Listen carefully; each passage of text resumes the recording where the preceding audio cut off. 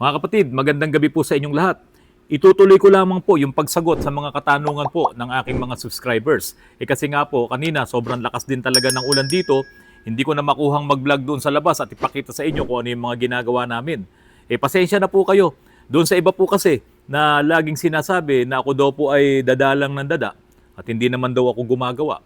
Pero aaminin ko po sa inyo mga kapatid, kung wala po ako dito, hindi rin po alam ng karamihan po ng mga mekaniko namin dito kung anong gagawin. Dahil sa bawat trabaho po namin dito, yung iba, alam na nila, yung ibang paulit-ulit na lang na trabaho, alam na nila yon. Pero kapag ka mayroong mga bagong mga issues, mga bagong mga problema, diyan po kami pumapasok ng mga kasama kong mga veteranong mekaniko. Kaya nga po, kung ako po ay nakikita niyong palagi na lang na nagsasalita, sabi nga po nung isang nag-comment, 18 minutes daw yung vlog ko, puro daw ako dadalang, siyempre, nagbablog po kaya nga po kung halimbawa ako naman ay gumagawa doon, hindi ko rin naman talagang maasikaso na ituro sa inyo isa-isa. Technically, pati yung mga pananalita ko, hindi ko magagawang ituro yan at mas mahihirapan po kayong intindihin kung hindi ko naman po yun maipapaliwanag at makikita nyo lang na higpit ako na higpit ng tornilyo, hello guys, ito guys, itong gagawin natin guys, basta nabuo na, tapos na yung vlog. Ako po kasi, talagang ipinaliliwanag ko po kung paano yung mga mekaniko na nag-aral sa eskwelahan, ganun po ang aking ginagawang tema ng aking pagbablog. Pero dahil nga po dito, kailangan kong sagutin yung ibang mga comments dahil may nagreklamo po nung nakaraan na kung pwede daw po ay sagutin ko yung mga comments. Ito, magbabasa po ako sa inyo ng mga comments. Ito po ay galing kay Iconez. Totoo yan, na-experience ko sa Ford Ranger ko na 4 months old dati. Ito pong vlog ko po na ito ay tungkol doon sa mga Ford na nasiraan ng mga injectors. So ito pong sabi niya, totoo yan, ulitin ko. Na-experience ko sa Ford Ranger ko na 4 months old dati, nasira ang 2 injectors. Pinagbintangan nila ang diesel quality daw. Muntik nang hindi palitan ng kasa. Malamang dito to no, dito to sa Pilipinas. Buti na lang nagpatulong ako sa US Ford. Ayun, meron siyang na-contact sa US na nagpatulong siya doon. Isipin nyo, pati pala pump sira. Roughly mga 300,000 sana ang damage. No, ang tindi, no? 2 injectors yung sira niya doon sa kanyang Ford Ranger. Tapos ayaw sagutin nung kasa. Kasi nga po ang sinisisi, ayun daw diesel quality. Muntik nang hindi palitan ng kasa, mabuti na lang at nakahingi siya ng tulong sa US Ford. Ito po mga kapatid, pwede pala yun. No, pwede pala yun na hihingi ka ng tulong sa US Ford. Doon po sa nag-comment po na ito si Icones, hindi ko alam kung babae o lalaki to. So sabi po ni Icones, nakahingi siya ng tulong sa US Ford. Baka naman po, pwede nyong i-share sa amin kung paano kayo nakahingi ng tulong sa US Ford. Kasi po, marami pa rin pong mga Ford dito na nasisiraan, kabago-bago pa nung sasakyan, nasisira na, tapos dadalhin kung saan-saan ng mga shops, hindi naman na dadiagnose kagad yung problema, lumalaki yung gastos nila. At sabi ko nga po sa inyo, kapag injectors ang sira, tapos pinabayaan mong nag-fuel NOx yan, pati makina mo, sisirain yan. Ngayon, Sir Iconez, kung paano nyo ginawa na kumonta kayo sa US Ford, pwede po bang pakishare nyo po sa akin para po ma-share ko din po dito sa vlogs. Para naman po yung mga naka-Ford dito ay makahingi din ng tulong diyan sa US at hindi po sila magastusan ng malaki. Sabi nyo nga dito, pati pala yung pati yung pump ay sira. O di po ba, napakamahal, 300,000 sana ang damage. So ibig sabihin, hindi ka gumastos ng 300,000 dahil tinulungan ka ng US Ford. Yung pala ay pwedeng mangyari. Kung totoo po ang sinasabi ni Sir Icones o si Ma'am Icones, sana po mag-comments po ulit kayo. Dagdagan nyo po ang comments nyo kung paano kayo tinulungan ng US Ford at iyan po ay i-share po natin sa ating mga kababayan po dito. Ito naman po ang susunod na comment na babasahin ko po. Ito naman po ay mula kay Hil Catalan, 3946. I am from Chicago and I vote my Subaru in 2018 and many recalls were made and fixed at no cost, even if after the 5-year or warranty period for safety purposes. Ngayon, ito pa ang tanong niya. Question, Was there any recall made by Ford Philippines regarding injectors? Si Ford na naman. Meron daw bang mga recall na ginagawa ang Ford Philippines tungkol dito sa mga injectors. Wala po. Yan po ang katotohanan. Yan ang reality. Dito kapag masira ang injectors mo, kahit nga yung mga transmission, ang bago-bago pa po nung mga sasakyan na ginagawa namin dito, ay wala naman silang choice. Hindi naman nagre-repair ng transmission support. Talaga magpapalit ka ng transmission. O doon din sa kanila, kung may sirang injectors, magpapalit ka ng injectors, babayaran mo kung magkano talaga yung injectors. So dito po, hindi uso ang recall. Wala pa po akong nabalitaan na yung mismong kumpanya dito na dito mo binili, na dito nag-origin, na dito nagmula talaga yung sira, hindi ko alam kung may na-recall. Karamihan po, yung mga recalls na nangyayari dito, katulad ng Honda City ko, nagkaroon sila ng recalls doon sa airbag. No? Pero yun ay galing sa ibang bansa, yung recalls na yun. Kaya lang idinamay nila yun sa Pilipinas, lalong-lalo na kung iyon ay kasama doon sa minanufacture. Kasi yung mga Honda naman, di ba, diyan sa Thailand, sa Indonesia, diyan naman minamanufacture yan, hindi na sa Japan. So, yun ay nirecall nila kasama yung sa Pilipinas. Itong sa Ford, wala pa akong nabalitaan na may nirecall po sila. At napakahirap po na magpa-warranty. No? Napakahirap po na ang tawag dito, ilaban yung mga ganitong problema. Kasi na-experience ko na po ito doon sa aking Honda City. Yung aking Honda City po, wala pang isang taon, nasira ang alternator, nasira yung mga shock absorber doon sa likuran niya. At kapag ka po gumagana yung aircon po ng aking Honda City na yon, 2012 model po ito, registered 2013, ay umiilaw, yung nagbiblink yung ilaw. No? Nagkakaroon ng pagpitik yung ilaw na gano'n. Ano ba, gumana yung aircon, hihina tapos gaganon. Nagbiblink siya. Humihinga. Every time na mamamatay, magti-trip off yung aircon, every time nagagana, hihina yung ilaw, yung headlight po tapos yon. Ganun po ang nangyari. So inireklamo ko yan sa Honda, tapos hanggang sa nakarating kami sa DTI, ganun kasi yung proseso rito eh. Nirepair nila, tapos pabalik-balik, hindi talaga nila maalis yung ilaw na humihinga-hingang ganyan, saka matagtag, maingay talaga yung suspension.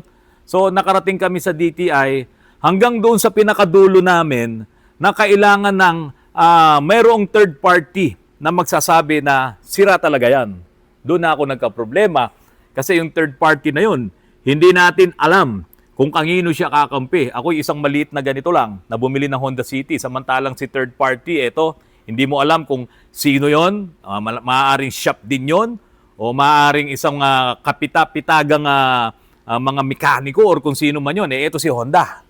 O, di ba? So, alam nyo, hindi naman ako nakipag-away sa kanila. Mabuti na lamang at napakababait din nung mga Pilipino, no? Kasi puro Pilipino naman yung nandiyan sa dealership at doon sa mismong planta.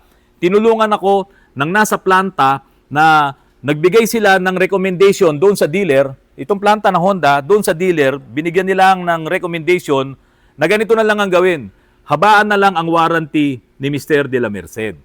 Ayan. So sa halip na 3 years warranty, yung sa Honda ko ay naging 5 years po yung warranty nun. So maraming nasira, pati yung pati yung gauge ko, yung floater doon sa tangke, nasira din yun. Ang dami kong naging problema doon sa Honda City na yon, pero dahil nga po sa hinabaan nila, yung warranty period ko na 5 years, talaga namang sinulit ko po yun. Lahat ng napapansin ko na problema, palibasa, mekaniko po tayo, ay pinapalitan nila. So salamat din po doon sa Honda na dealers na binilan ko, kilala nyo po ako, salamat din sa inyo at salamat doon po sa planta na tumulong sa akin. Ito pa po, yung pangatlo, mula po kay Sir Dominador Monico. Nako, medyo tataas kilay nyo po dito sa pangatlong comment po na ito. Pero kailangan kong basahin para sa ikalilinaw din po nitong kanyang comment, ikalilinaw sa kanya at kung baka sakali naman totoo yung sinasabi niya, ay baka maging malinaw din po para sa atin. Ito po, pakinggan nyo po. Mali kayo. Ayan, sabi po sa akin. Pinakamatibay na sasakyan ay Ford. Okay. Kaya lang, ang ginagawa ng mga manufacturer, eto na. Sa mga bagong modelo ngayon, bago ka bumili ng sasakyan na Ford, nilalagyan na nila ng sira para maipagawa mo sa kasa. Diyan sila kumikita. Yun, napakatinding akusasyon ito. Para tayong nasa Senado rito. Parang hindi ako maniniwala sa iyo, Mr. Dominador Monico. Kasi po, hindi ganyan ang Pilipino. Kahit na merong mga pasaway na mekaniko, Hindi ganyan ng Pilipino, nagagawa sila ng bagay na ganyan. Kasi gawa naman ang Ford sa Thailand, sabihin mo na. Tapos yung mga F-150, sabihin mong gawa yan sa US talaga na dinadala dito. So yung mga gawa sa ibang bansa, lahat yan ay dumadaan sa quality check. No? Lahat yan ay pinagtitibay nila, pinag-iigi nila ang trabaho dahil hindi yan pwedeng ma-release nang iyan ay may problema. Hindi pwedeng ma-release yan na meron kang makikitang issue sa kanyang electronics. So lahat yan ay ginagawa ng maayos at talagang kapag iyan ay dinala na dito sa Pilipinas, dito sa mga dealership dito, iyan ay maayos. Ngayon baka ang sinasabi mo, pagdating sa dealership nilalagyan na lang ng sira. Hindi po pwede yun. Hindi pwedeng sirain nila yung pangalan mismo ng Ford. Napakalaking issue po niyan. Hindi po ako naniniwala dyan. Ito po ang katotohanan, mga kapatid.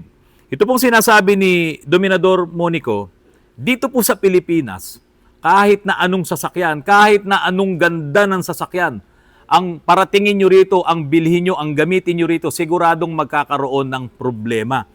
Iba talaga ang driving condition dito, iba ang road condition, iba pong magmaneho ang mga Pilipino sa traffic pa lang. Iba ang gamit natin sa sasakyan. Kahit sabihin mo yung pinakamayaman na tao, kahit sabihin mong 10 o 40 plus ang kanyang sasakyan. Pag hindi mo ginagamit ang sasakyan, masisira din yan. Di ba? Kapag ka naman ginamit mo ng ginamit at talagang laspag ang gamit, yun ang araw-araw na ginagamit ng mga tauhan mo dahil sa dami ng sasakyan mo, masisira din yun. Bakit? Sobrang traffic. At sa dami ngayon ng mga fuels, or may mga langis pang peke, naku po, yan ang napakadelikado. O pag pinag-usapan yung langis na peke, mag-iingat po kayo dyan. Ngayon, hindi ako naniniwala na nilagyan ng sira dyan sa dealership kasi galing pa yan sa mismong manufacturer, maayos na maayos yan. Pagdating dito sa dealership, nakakulambo pa nga yung iba dyan at talagang bantay sarado yan. Hindi nila pwedeng gawin yun. May makakakita sa kanila. At hindi yun pwede bilang ako ay isang mekaniko. Paano ko lalagyan ng sira itong isang bagong sasakyan? Ano yun? Papalitan ko ng injectors? Sisirain ko paano ko sisirain yung injectors? Calibrated yan. Lalagyan ko ng tubig dun sa tangke. Hindi po pwedeng mangyari yun. Kaya dito sa sinasabi mo, Mr. Dominador Monico, na mali kami, baka po pwedeng ibalik sa inyo yon. O baka merong nagkwento sa inyo niyan, sabihin niyo po sa kanya, siya ang mali dun sa nagkwento sa inyo. Ngayon, lahat ng kalsada natin, kahit sabihin mo diyan sa EDSA, napakapangit ng ating kalsada. Hindi siya pantay. Tignan nyo na lamang diyan sa mga flyover, yung mga dugtungan ng mga semento, ang lalalim. Hindi ka pwedeng umiwas, hindi ka pwedeng basta mag-slow down, baka banggain ka sa likod. O di ba? Kapag ka nga traffic, dumadaan ka dyan, halos akala mo siya humps kasi malalim din yung hukay, yung dugtungan. May mga bakal na ganun yun, malalim. Tapos pagdating mo dyan sa EDSA, gaganyan-ganyan ka. Napakapangit ng ating kalsada. Kaya nga, kung halimbawa, nagpalit ka lang ng stabilizer link o ball joints, o kaya yung mga bushing na yan, 3 buwan, 4 na buwan, sira na Bakit? Sa pangit ng ating kalsada. Mabuti pa dyan sa NLEX, kahit paano, iyan ay inaayos kasi iyan ay private road. No, iyan ay pribado. Ngayon dito sa EDSA, dito sa mga public highways natin, yung DPWH hindi nila inaayos. So paano mangyayari ngayon sa ating mga sasakyan? Kaya talagang masisira at masisira. Pero yun nga lang kapag may mga masisira na mga pyesa dito sa amin kadalasan po number 1 talaga ang Ford pagdating sa injectors. No? Sinusundan ng Toyota. Tapos pagdating naman sa transmission, Ford pa rin po ang number 1. Sinusundan din ng Toyota. Ngayon, dahil sa marami pong mga ginamit na mga sasakyan na pinang-grab, so itong mga malilito, itong mga Mirage, itong mga Wigo, itong mga Vios, yung mga Accent, mga Hyundai na yan, na ginamit sa pang-grab, sila po ngayon yung mas marami naming nagagawa dahil nga po sa haba at sa tindi ng kanilang tinakbo, yung milyahe, yung kilometro na kanilang tinakbo, tapos padadaanin mo dyan sa EDSA, makakasagupa ng sobrang traffic, kaya ayan po ang nangyari. Kadalasan, pang ilalim, fuel pump, bumibigay na, mga injectors, bumibigay na rin yung mga O-rings, kasi tumitigas na yung mga goma sa sobrang init at sa sobrang dami na rin po ng kanyang tinakbo. Kung ito ay tumakbo ng 150,000, parang tumakbo na yun ng 15 years. Pero yung kanyang BIOS, 2 years pa lang. So, within 2 years, marami na pong nasisira dahil nga po sa driving condition, dahil na rin sa kung paano mo ginamit. Dahil ginawa mong taxi. Nung araw, pagka meron kang nakitang taxi, pag ibinebenta sa'yo, ex-taxi, alam mo na. Ito kasi hindi eh. Maganda ang katawan, maganda ang interiors, pero laspag ang makina, laspag ang pangilalim, laspag ang mga bearing, dahil nga po ito ay ginamit na pang-grab. Ito po ang pang-apat na ba to? O, ito yung pang-apat, sabi po ni Alfonso Ortega, 1750, Carandel, ayan po, mayroon akong Ford Ranger. Knocking siya pag malamig pa, pero pagbiyahe ng 5 kilometers, nawawala, anong problema nun? Yan po, injectors pa rin po ang problema.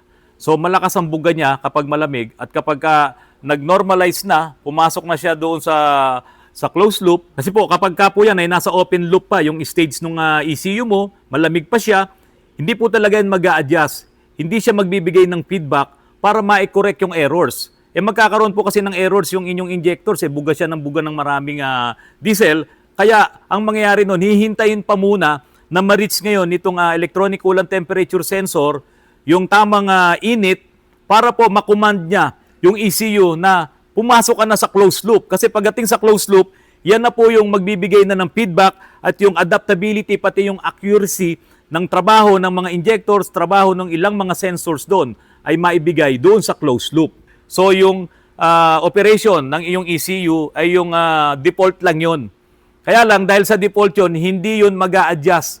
Walang adjustment ang iyong ECU doon sa air and fuel mixture, lahat, hindi gumagana yon. Default pa lang ang gumagana. Kaya lang dahil sa malakas ang buga ng injectors mo, so maraming fuels ang binubuga nun, yun yung nagkokos ng NOx. Sobra-sobra yung fuels doon sa malamig pa na state niya. Kaya po, ipacheck nyo ang inyong mga injectors kasi sa pag-check ng injectors, meron niyang yung first, second, and third po na stage niya na nandoon yung mga datas na dapat yun lang ang kanyang buga. Pero kung doon pa lang malalaman na may problema na doon sa initial, doon sa first stage niya, ayan, yan po yung nagiging problema nyo. At kapag ka uminit na, nagiging okay na po.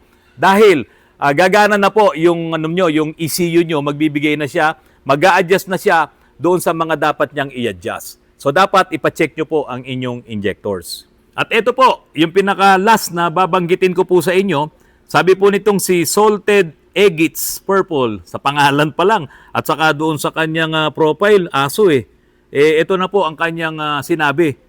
18 minutes na vlog, puro kakahol. Talo pa kayo ng batang mekaniko.